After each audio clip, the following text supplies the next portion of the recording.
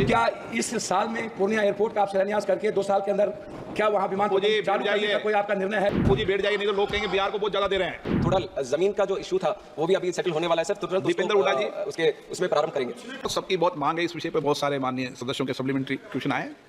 इस बार अगर समय बचा तो इस बार, नहीं तो अगली बार कॉल अटेंशन में लेकर इस पर सभी माननीय सदस्यों को बोलने का समय देंगे, ताकि डिटेल चर्चा हो जाए जो कुछ भी परिवर्तन हुए। शॉर्ट में है पप्पू यादव जी, शॉर्ट में पूछना, एक लाइन में। मैं माननीय मंत्री महोदय से आपके माध्यम से पूछना चाहूँगा कि गृह मंत्री अमित शाह जी भी और प्रधानमंत्री जी ने भी कई बार पूर्णिया एयरपोर्ट, भागलपुर एयरपोर्ट का जिक्र कर चुके हैं कि वो खुल गया, हो गया। अभी तक पूर्णिया लैंड जो बिहार सरकार के द्वारा अधिग्रहण होना था, जिसमें 15 एकड़ लैंड अभी तक अधिग्रहण है। मैं आपसे मिल करके भी पूर्णिया एयरपोर्ट के निर्माण कार्य की शुरुआत करने का मैंने आग्रह किया है। माननीय मंत्री जी, क्या इस साल में पूर्णिया एयरपोर्ट का आप शिलान्यास करके 2 साल के अंदर क्या वहाँ विमान चालू करने का कोई आपका निर्णय है? ये मैं आपसे पूछना। फौजी बैठ जाइए, नहीं तो लोग कहेंगे बिहार को बहुत ज्यादा दे रहे हैं। सर माननीय सांसद जी हमसे मिल चुके हैं सर इसी इसके, और हमारे अधिकारियों से भी उन्होंने जानकारी ली है, और जो भी थोड़ा जमीन का जो इशू था वो भी अभी सेटल होने वाला है सर, तुरंत दीपेंद्र हुड्डा जी उसके उसमें प्रारंभ करेंगे। दीपेंद्र हुड्डा, संबित पात्रा जी, शॉर्ट में।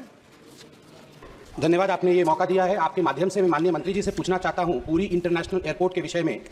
2021 में इस एयरपोर्ट के विषय में there was a need which arose for the international airport in Puri, and in the year 2023 the grant for the site clearance was forwarded by the Ministry of Civil Aviation.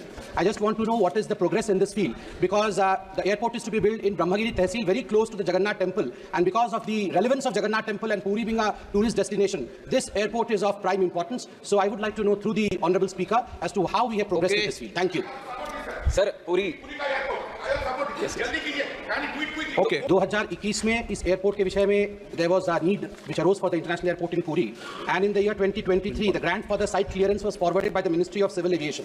I just want to know what is the progress in this field, because the airport is to be build in Brahmagiri tehsil, very close to the Jagannath temple, and because of the relevance of Jagannath temple and Puri being a tourist destination, this airport is of prime importance. So I would like to know through the honourable speaker as to how we have progressed in this field. Thank you sir.